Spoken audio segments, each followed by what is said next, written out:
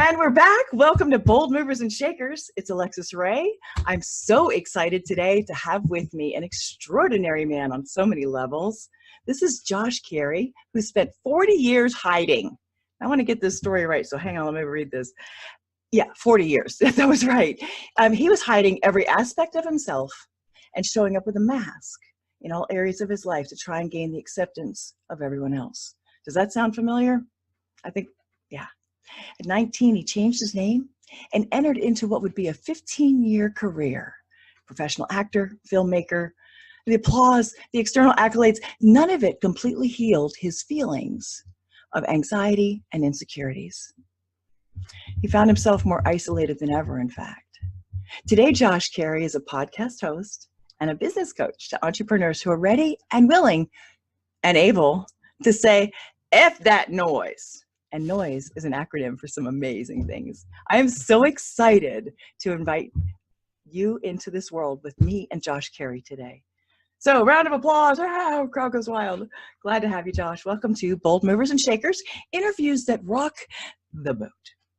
I love it. I love being here. Thank you, Alexis, for the invite. Yeah, it's absolutely my pleasure. Thank you for saying yes. All the thank yous out of the way. Yes. I'm intrigued. You know, I've changed my name too. I had my reasons. I was curious why you did that. It's a good question.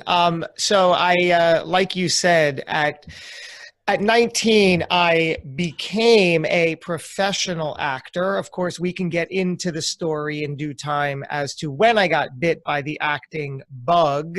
Yeah. But at 19, that transition was, I was right out of high school. And then 1 year into acting conservatory, that summer, when I was now living in New York, I had auditioned for Summer Stock Theater on Long Beach Island of New Jersey, Surf Light Theater. It's such a close, near and dear to my heart, as they say, for many reasons, least of which it was my very first professional gig. That means it was the first time that somebody ever paid me to do what I was looking to do. They're like, yes, here is some dollars for you to perform. Basically, spend all summer at 19 years old, spend all summer on the beaches of Long Beach Island, New Jersey, and I was all for it. And it was one of those, as performers know, it was one of those wonderfully rigorous schedules where for 3 months straight, from the morning and afternoon, you are rehearsing one show, and in the evening, you are performing another show. And it's just an extraordinary life that I embraced. So to answer your... Yes, did you know? Yeah, exactly. Well, now, obviously, I was still on the younger side. I was 19, so I wasn't old enough to really drink. I'm not and really wasn't much of a drinker, but I say that because I wasn't also old enough to go out and hang out with those that wanted to go out and have fun at night. But I made it work. It was still a great experience. So I changed my name, my last name, in that world. As I was anticipating becoming a professional actor, I always thought, it'll be cool to change my name and just go with something a little more simple, a little different, perhaps. I didn't just go arbitrary. I actually took my father's middle name, which is Cary, spelled that way, C-A-R-Y. And to this day, I have a very close relationship with my father. He's an extraordinary man. He's been the greatest of teachers and mentors my whole life. He's an entrepreneur himself. You're fortunate. So yeah, that's not lost. Now, really, it wasn't always that way. He's got his story, and my upbringing was there was struggle there, but in my current adult life, we've built a friendship and connection and relationship that I'm just honored to have. Yeah. So I took his middle name, which means a lot, and I went on my way, and I've kept it through this post-professional career of mine, and I use it professionally for business and in every regard. Gotcha. Okay. I just want to throw something in there. I done some theater, and Yeah. that's what this story's about. And I didn't change my name. And my husband, my Australian husband, pitched a fit. And like that was it. He was like, "You don't even gonna take my last name?" I'm like, mm-mm. No, we're done. It didn't last that long. But yeah, it's funny what can happen when your name shows up in a program one way or the other. I'm just saying. Just had to throw that out there. But anyway, carry on. Yeah. Yeah, it has an impact on people. That's right. Mm. And I was probably looking to, you know, as my story goes, I was probably looking to escape what I thought would be shedding a part of myself, trying to leave behind the name that I grew up with and had identified with that I felt wasn't working for me. I'm like, well, if I just change this, I can come at this world with a clean slate and be much different of a person. But, that doesn't work for the inside because you're not doing the work. It's an external, just like the applause I was looking for. It's all external. Oh my gosh, Josh, I got to throw in here too. I was looking at being an actress, and I realized how familiar it was with my background.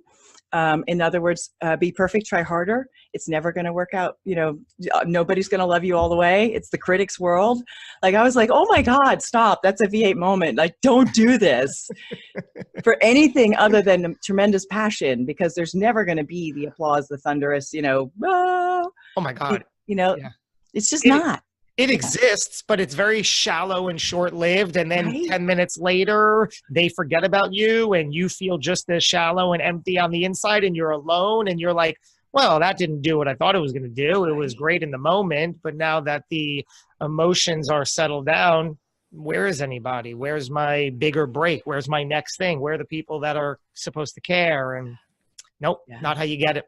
Yeah, no, it was definitely too familiar to my upbringing. So Yeah. you got to don't you have to just do anything anyway for the passion? Because when you hit the bumps in the road, if you want to bail, it's too easy if you're not really passionate about it. Right. And really passionate for the right reasons. I had a level of passion, which really, now that I'm thinking about it, was probably just masked insecurity. There was a whole host of anxiety and insecurity, right, that I'm showing up with a gauge of passion. But the inside, deeper than that, it was, just desperation. Let's be real. It was desperation, insecurity, seeking the approval of anybody and everybody. And that's the way I showed up throughout my whole life. That's why today I'm the hidden entrepreneur, because I spent the, decades of my life hiding all the true parts of me in exchange for showing up how I thought others expected me to be. Wow. And really ignoring and resisting and hiding my power, my strength, my ability. I was skilled, I was talented, I was creative, I was all these things that I saw everybody else being and doing.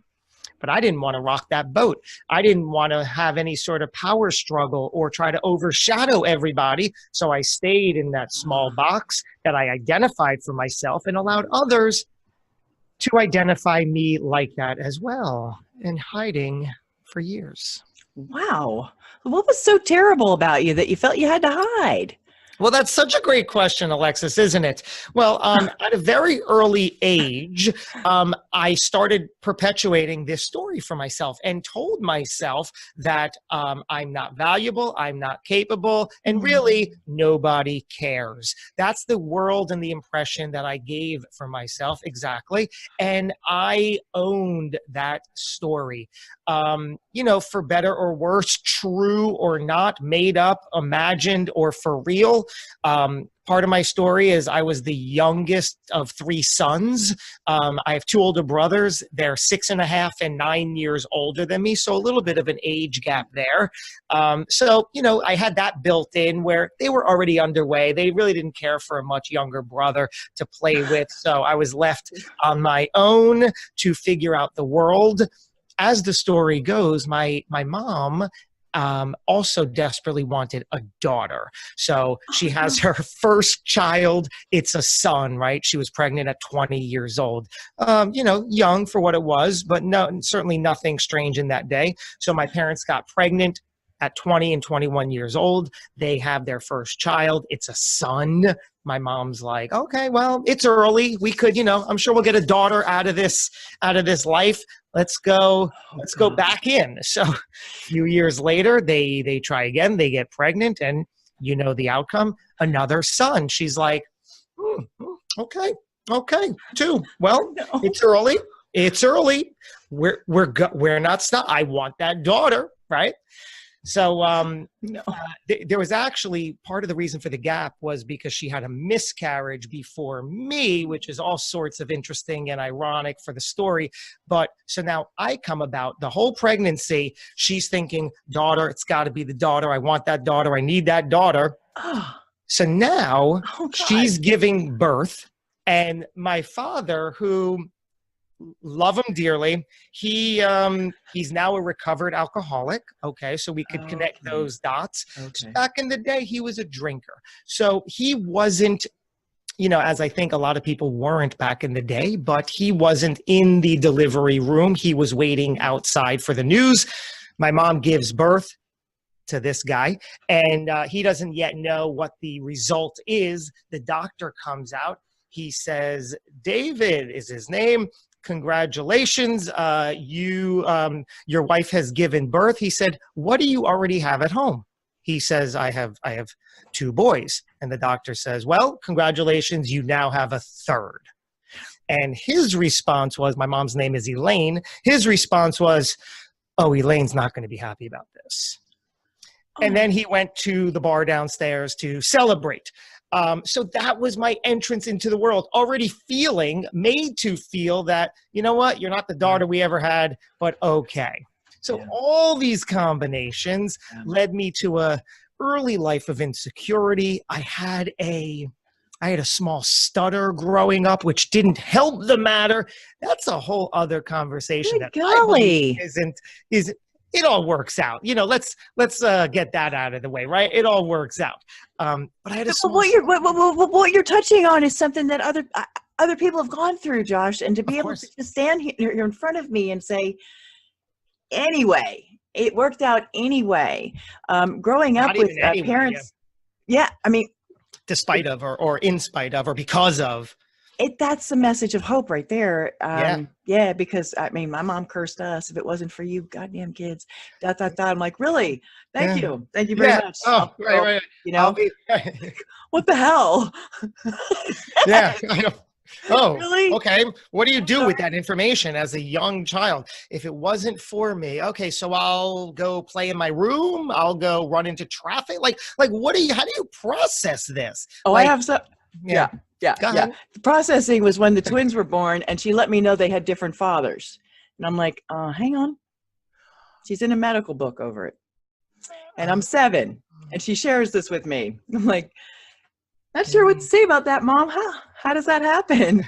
Like, no, I was going to leave your father, and now I can't. I'm like, I'm 7, Mom. What am I supposed to do with this? Like, what the hell? And that's what it comes down to. We all have, we all then put in these survival mechanisms that we just try to figure out. Okay, well, this is the way I have to navigate through this. Yes. And we make it work.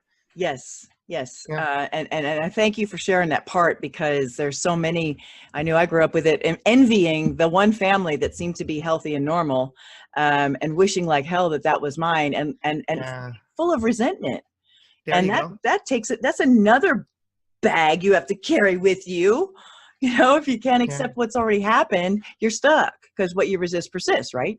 There you go. Yeah, you've just being able to get to okay with that. No wonder you felt like that at 19. That makes sense. Exactly. And I'm glad you brought up the resentment part, because so much of my life, young adulthood, I experienced that on such a deep level, anger and resentment, because I felt uncared for or unwanted. I then found those people and scenarios that would perpetuate that false story for myself. But why I was so resentful was because behind closed doors, I knew what I was capable of. I was very aware that I just don't understand why the world around me isn't responding to me in the way that I would think somebody as smart, clever, capable could be. But Right. that wasn't the story I was living and breathing. But a part of me was very aware that, God, I'm somewhat smart. I can do probably better than what I see others doing, but I wasn't. So I would get frustrated, resentful, and angry over that fact. Did you ever assert yourself and just get knocked back so many times that you decided to be small? Such a great question. Absolutely not. I could never even bring myself to. Do you imagine that? I couldn't assert myself because I No. didn't have that power. I didn't feel I had that strength. Yeah. I put myself, now notice what I said. I put myself, Yes. I'm taking that full responsibility. I'm not saying because my parents did or didn't do this, because my brothers did or didn't do this, because anybody else did or didn't do this. I put myself in the weaker position willingly in every circumstance that I showed up in. And that's how I showed up. And when you show up that way, you attract the people that resonate with that. Either the same weaker colleagues or the dominant colleague that needs the weaker counterpart. And either way, it's a limiting and destructive position to remain in this weak. And I was weak in every regard, physically, spiritually, mentally, emotionally, because I didn't allow myself to express what I was capable of. So I didn't. So I just didn't. And again, how much anger and frustration does that cause? Because I know what I'm capable of and I know what I'm not saying. I know that I wouldn't correct somebody that I knew was wrong, or, in any regard, because I didn't want to alter this relationship of I'm in the weaker position. Wow. And the remarkable thing is that you were doing this in the world of acting. And what I was taught was, Yeah. Acting is the art of being real. Otherwise you're acting, and it Yeah. shows. Yeah. Yeah. And so, I mean, the ability to pull out where you're at, who you are, for the character to be whatever, you have to be really aware of how you're feeling and be able to Absolutely. access that. And then, it's a tremendous talent. And, Yeah. for you to have that inner struggle going on with hiding who you really are, but that's actually why you're an actor, because it's the art of being real. But Yeah. hang on, what the hell? You get it. I'm surprised you didn't implode or something. Maybe I did a few Did you times. have depression? Well, of course, you could That's imagine repressed that. emotion. Oh, wow. Yeah, you can imagine that was every bit part of this journey. Oh, It wasn't gosh. necessarily diagnosed, but the fact that I was, not leaving the house for days and weeks on end and not feeling motivated and confused and not really feeling that I'm part of anything at all in the world, significant or otherwise, and feeling that nobody gets me, nobody relates to me, I have no friends, I can barely do anything here. What's happening? Gosh. Is that depression? Then yeah, a little bit. Oh, that's terrible. Or And then not. you're having to go to auditions and be what? Yeah, da da da da da da da. Alexis, that is exactly, whether it was going to auditions or going to a friend's house or going to the darn grocery store, what you just did is exactly the face and the mask that I put on. I always showed up. Exactly. You couldn't have done a better impression. Da, da, da, da, da, da, da, da. Like me, I have to hide all this stuff that's going on. So I'm just going to divert with all this. Hey, everything's happy, go lucky. And, that's terrible. It's terrible. Wow. And exhausting. It gets Yeah, exhausting. it is. And there's this syndrome pester, fester, boom. Something will bug you. You put it aside, it festers out the sides. And if you don't pay attention, boom. How bad does it have to get before the boom? It's individual. Did you have a boom moment? Was that what happened? How you mean to just sort of everything that you were trying to do, just imploded? Something. Well, sure. There were some moments throughout life that just kept going. Then this happens, then this happens, and this happens, and you wonder, okay, how am I going to get out of all this? And what wound up happening is in 2008, I got married to to my first wife, and she was another performer in New York. We met there, and we decided that we're going to, and in all honesty, I was very unhealthy. So I attracted just that in a relationship. Right. So Totally get yeah, it. yeah, of course. Right. So we get the idea that, you know what, we got these problems, but our problems are here. We're going to run from our problems. Why don't we go halfway across the country and let's start a new life away from our friends, away from our families, away from all of our problems. We're going to go to Texas. I'm like, this is a great idea. I love you. So we get married, and we, small Vegas wedding, right? Okay. Nice. Classy. Yeah, very nice, very classy. And then we move to, just the two of us, we move to Texas. Nobody has any history or friends or family there, but we think we're leaving our problems behind. You know how this ends. The problems followed.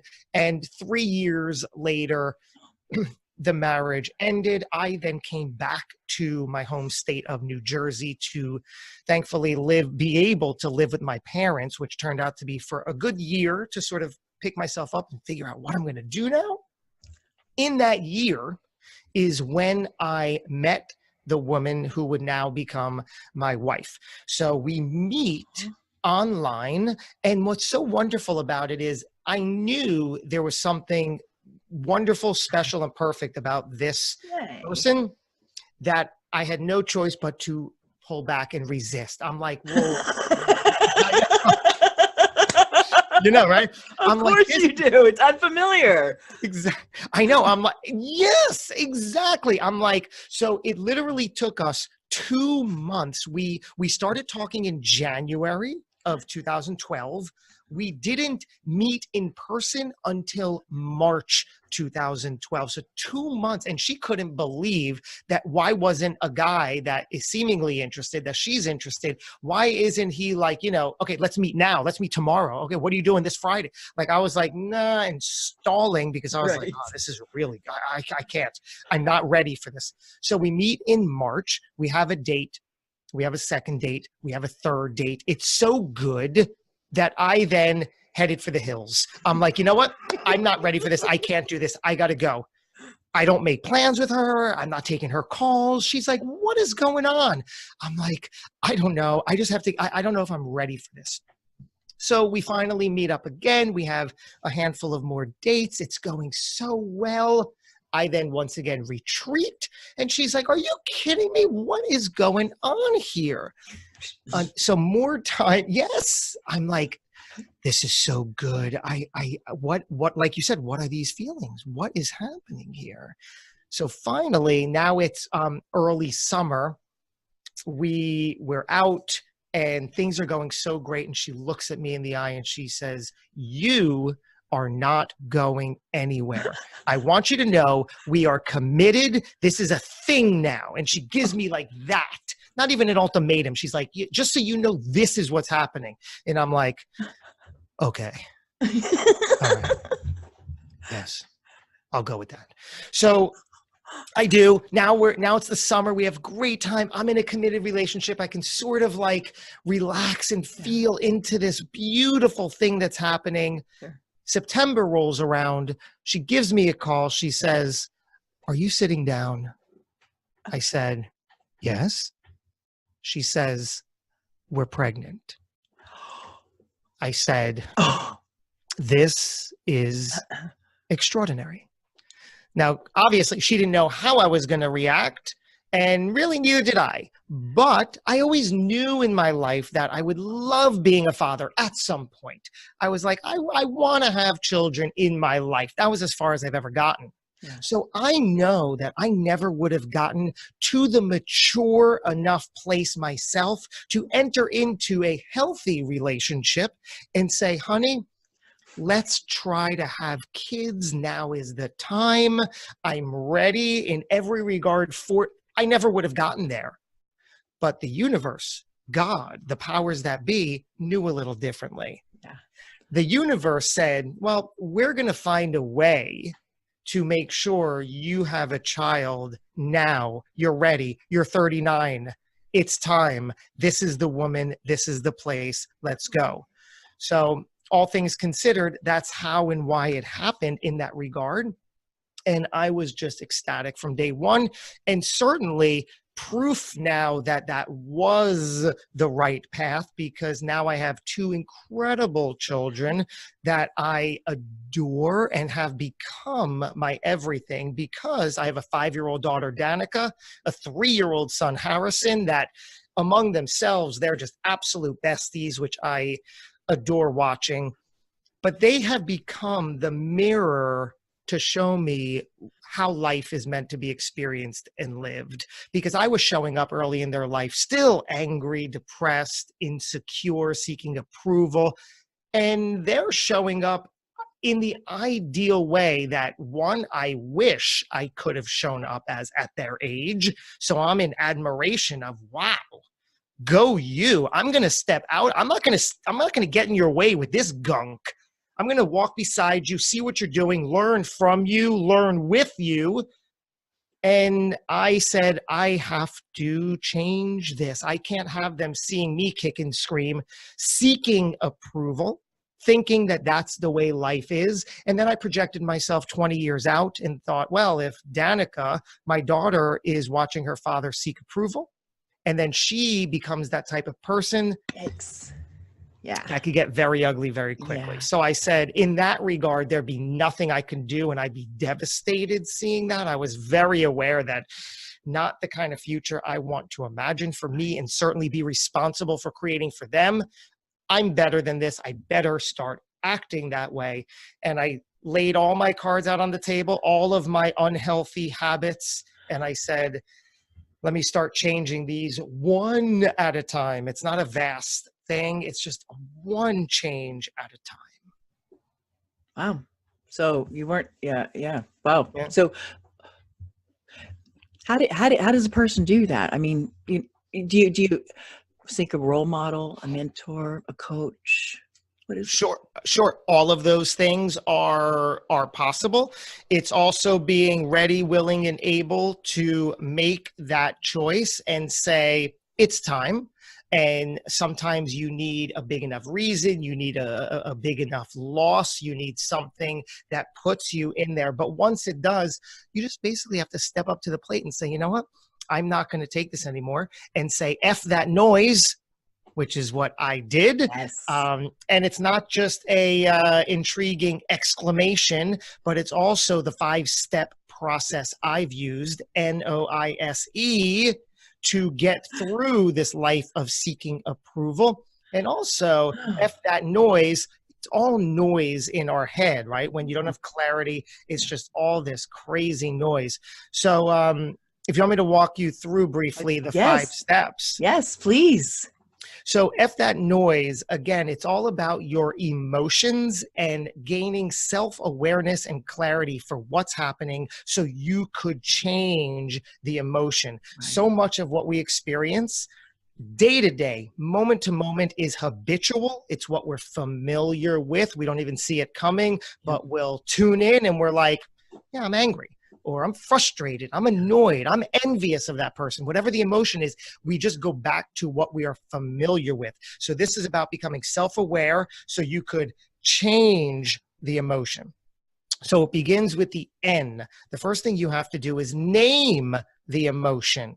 Simple. Right? Now, there might be a few emotions that are all intertwined, but name the predominant emotion. What is it? Is it anger, despair, confusion, aggravation, envy, whatever it is? You have to name it so we can see it clearly right there.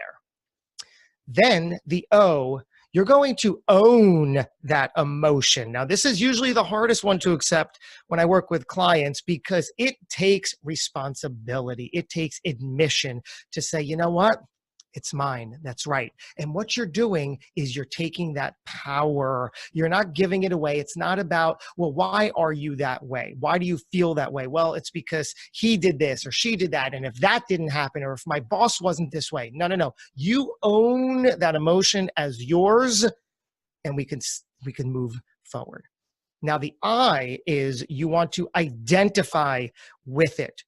You want to fully embrace it as yours by identifying with it and say, I am angry.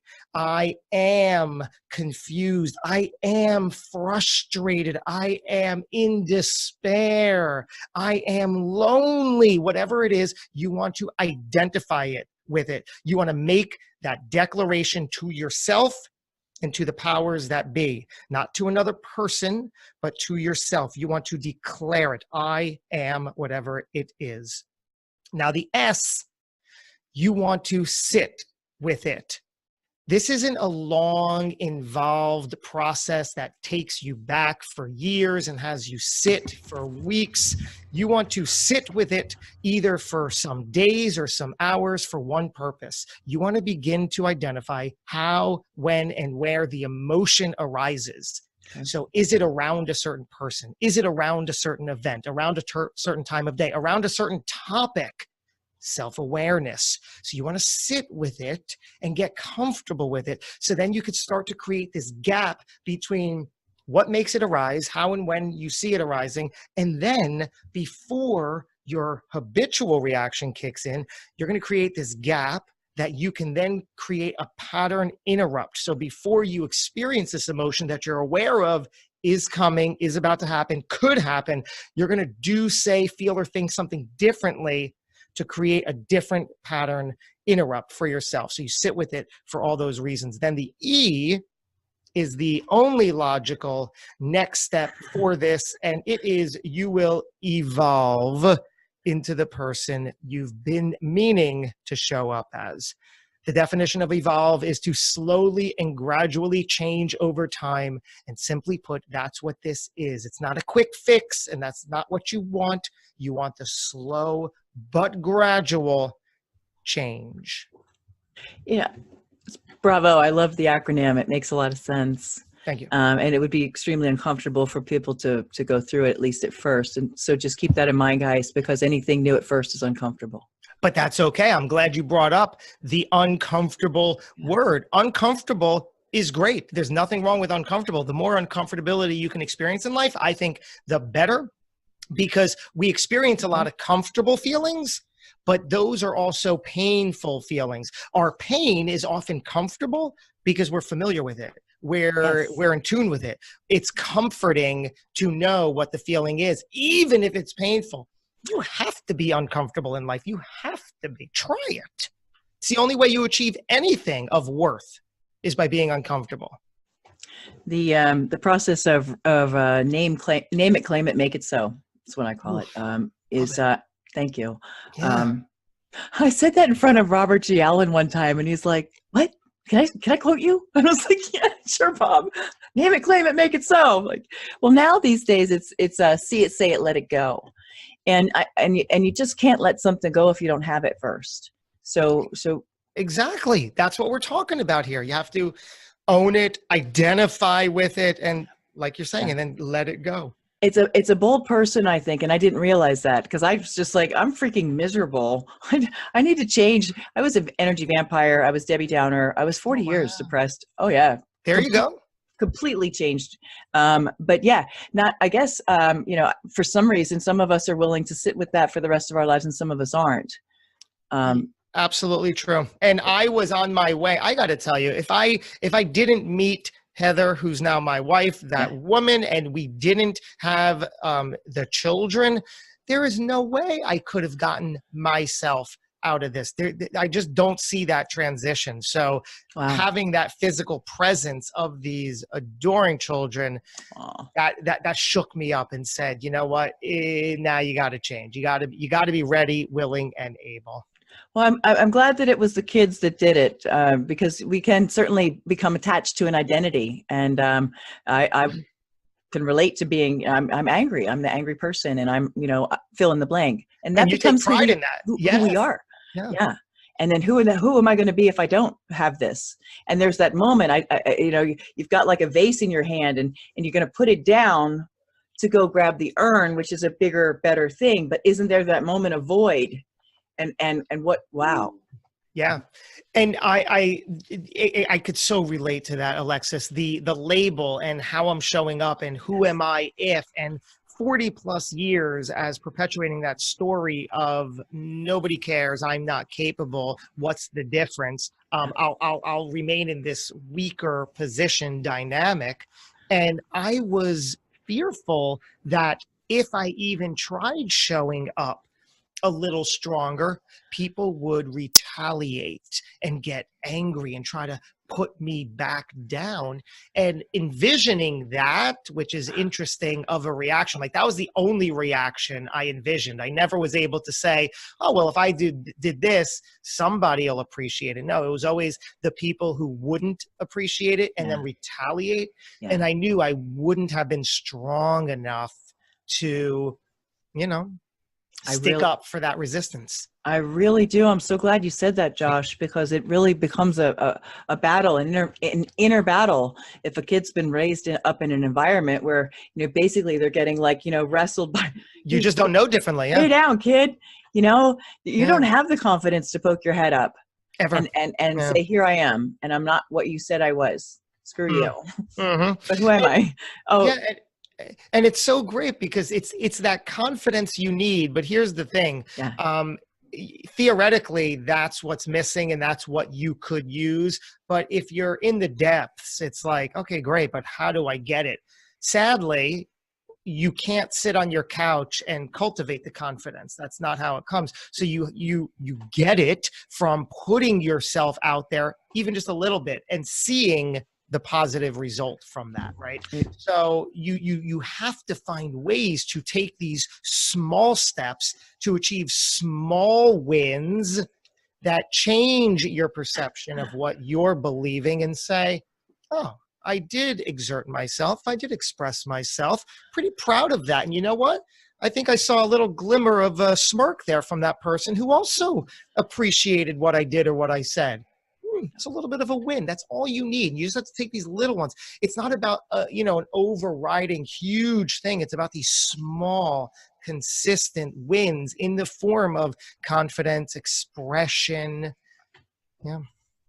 The thing that I found with people, Josh, is that they say, I'm scared of change. But in actuality, you had to change to get where you are today, to be who you are today. Love it. So that, hello, you've been doing it your whole life anyway.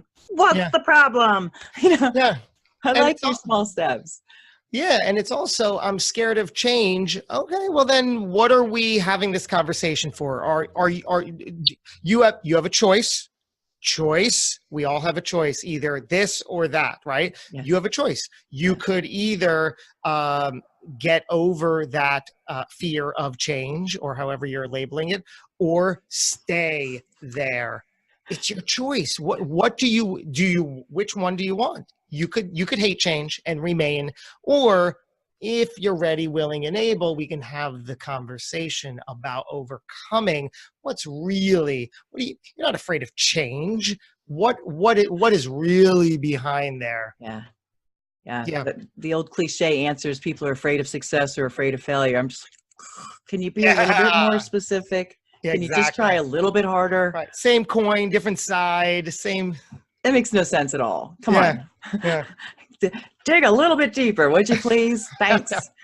So you've transitioned into being a business coach. Yes. And I would love to know more about that. Who's your ideal client? If you have an avatar, maybe there's 5 of them. I don't know. I have a lot. There's 1 or 2 people that I'm attracted to, and therefore are attracted to me and my message and what I'm capable of. Okay. It's the person who, like me back in the day, knew darn well what you're capable of in the entrepreneurial space, but you're not taking that first step in. You have all the qualities and traits and passion for being an entrepreneur, but again, things are holding you back, whatever reasons / excuses you're giving yourself that you haven't entered the world. I love working with those people because they're right there. Once you get through like the first 10-minute conversation, they blurt out exactly what their multi-million-dollar vision is. And I'm floored. I'm like, okay, let's get to this. You know what you're doing. Let's go. You've been sitting on this? This is unreal. And then they just need a little bit of guidance and, input and mentorship on, okay, here's how we're going to take everything that you see and know, and we're actually going to make it into a business for you. So I love those people because they're creative, they're inspired, they're energetic, they're eager, they're passionate. They're all the things that I am, that I love, that I was but wasn't implementing. So the other person is also someone that I was not too long ago, where I was in my business, successful by all accounts. I was feeding a family, I was paying my bills, I was serving an audience. But I just kept, I couldn't go further. I just kept hitting the wall over and over again. And I was like, why is this happening? And then I went back to the drawing board and put in place what I thought was going to be a better widget, a better thing, a better solution. It wasn't. And then I would hit the same wall until I realized, oh, wait a minute. I'm the common denominator here. I have to change me. I have to change my story, my belief, my thought, and then sort of overcome all this. Then it's a lot easier, go figure. So it's the people in the 3 to 5 year business already where they're at the wall. Yeah. Personal development is definitely the precursor to professional advancement. Who knew? Yeah.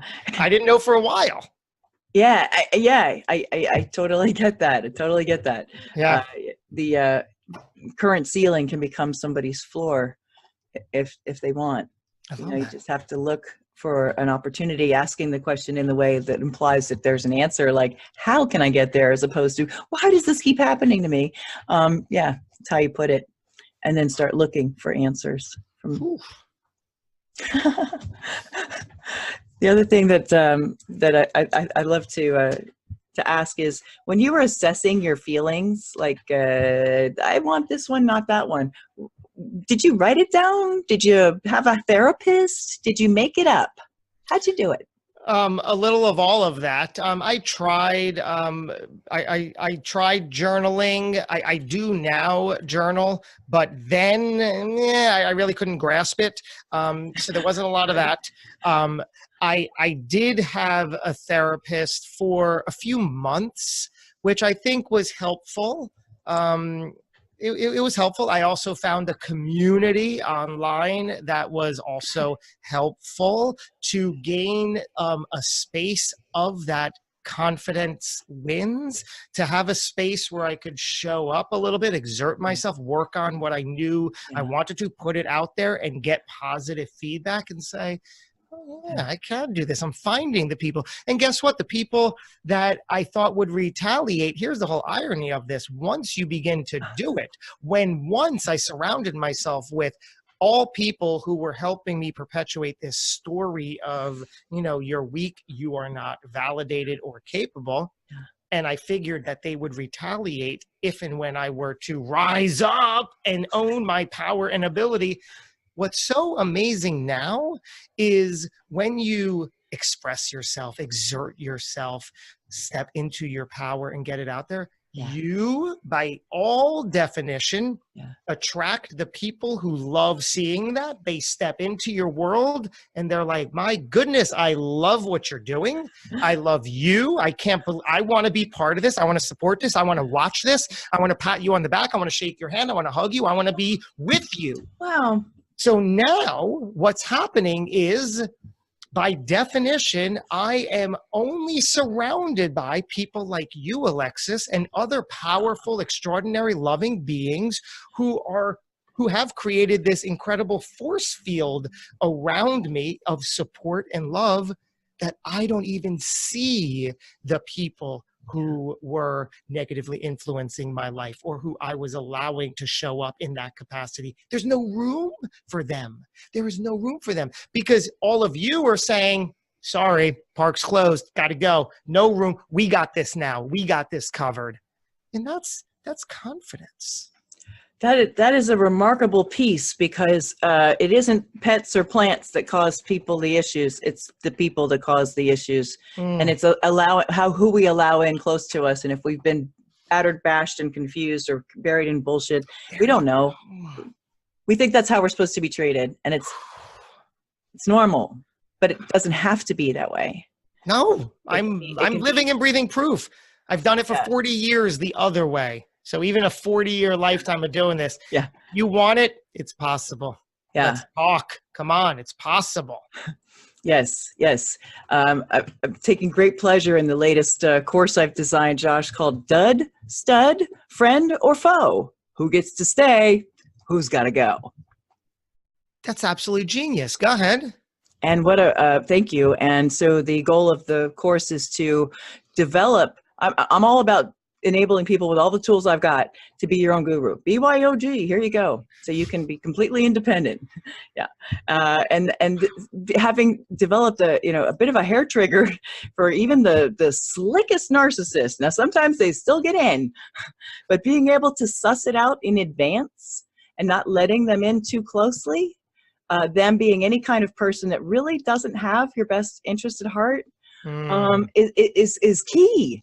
Because then it less drama, less chaos, and opportunity opens up for other people to come in because you're saying no to the stupid stuff or whatever. But you have to recognize it first. Only through awareness and then acceptance and action comes change. So you said it. Yeah. Awareness and then acceptance and action, period. Yeah. Yeah. Being able to look at your world now and say that you've got good people around you is a tremendous marker of who you are, where you're at, and giving people the courage to walk away from those things and people, like divorcing myself from my family as I did, and not feeling obligated anymore to be around a toxic situation. I don't care if you're my mom, I wouldn't have you as a friend. So giving by being who you are. By being who you are, which is powerful, you bring that to the table, and your clients benefit from all those different dimensions and levels and aspects and facets. And and here's the thing. Well, thank you. Yeah. Thank you so much. So many people hearing that might say, well, you know what? You don't know my situation, or you don't know my mother or my spouse or my boss. I can't leave. I can't do this. Fine. First of all, excuse, and that's a choice. Let's get that out of the way. Right. But beyond that, we don't have to tackle that first. No. We don't have to say, how are we going to get you out of this relationship? Or how are you going to call your mom and say, Mom, you're not good for me. I'm never talking to you again. Yeah. That could be so far down the road. Yes. And that's what I mean about tackling the big thing. You don't have to do that out of the gate. You don't even have to consider that now. There are so many other things personally that we can start to assist with that'll help you either repair what's going on here, or months or even years down the road, get to the point where you are so much different, so much better of a person that you aren't resisting that change of relationship or connection. It might happen naturally. It might happen in any which way, but we don't have to start there. And because I think that's what freaks people out. They said, no, you don't know. I can never walk away from this relationship for all these reasons. Yeah. Well, we don't have to mentally start there. Yeah. Bold moves taken in baby steps. Love it. Yeah, you have to. How can people reach you, Josh? The best way is on my website, joshcary.com. Okay. I want to applaud you and your podcast. You've done remarkably well. Not that I should be surprised, but congratulations on all you're doing. Do you have something in your future that is for you now, what you would consider a bold move that you have maybe in mind? Something, I want to do a movie, or we're gonna, It's a great question. Well, first of all, it's funny you say I want to do a movie, because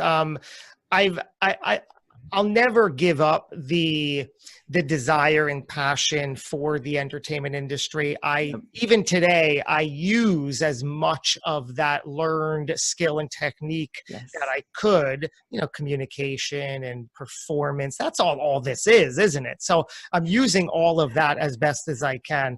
And thank you, by the way, for saying such kind words of the podcast, because that really ties in. The reason I'm doing it and enjoying it and therefore succeeding at it is because it's tying into what I truly enjoy and what I'm truly good at.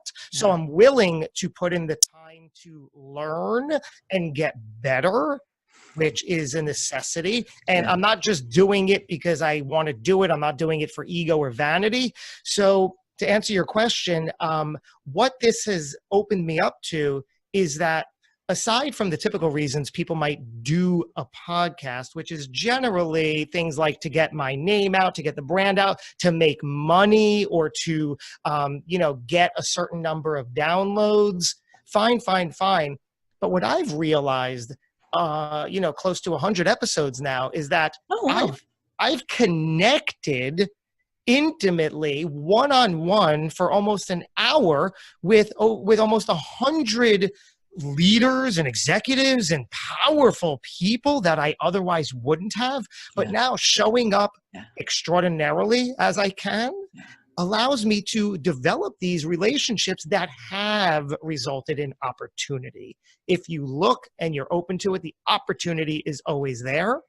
So to answer your question, it's this two-step. One is bolder than the other. First, I'm coming to the table with a not your everyday podcast course, but a course to show you how to do what I've done by creating the best interview ever experience for your guests, because really that's what I've been able to do.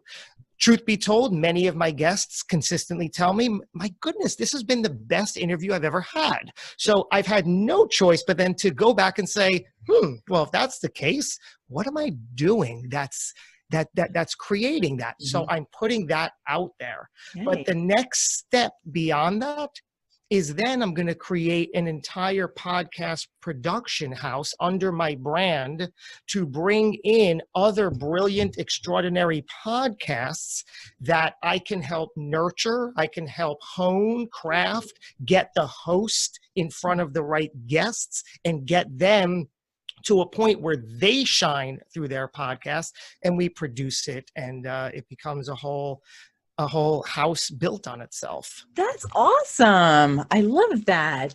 Thank you. Yes. There are some, I haven't been interviewed by you, so I don't know.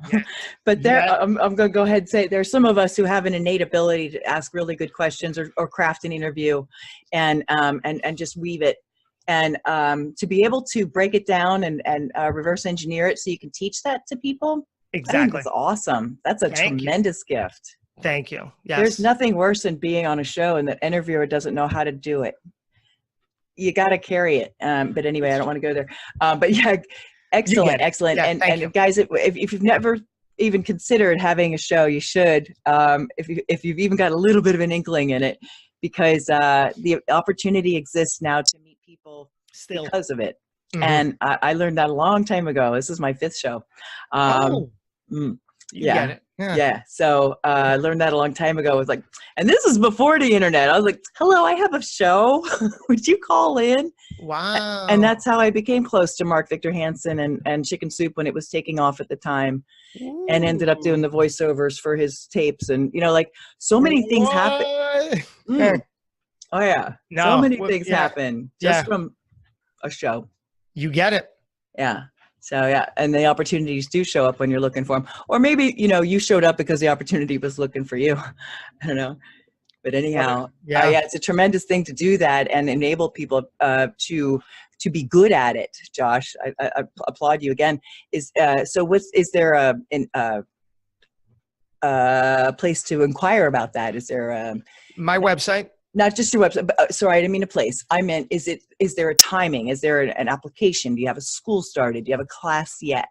Anything like that at the moment? Not yet. Yes and no. Yes right. Yes. Okay. Right. Okay. For podcasters to be. Exactly.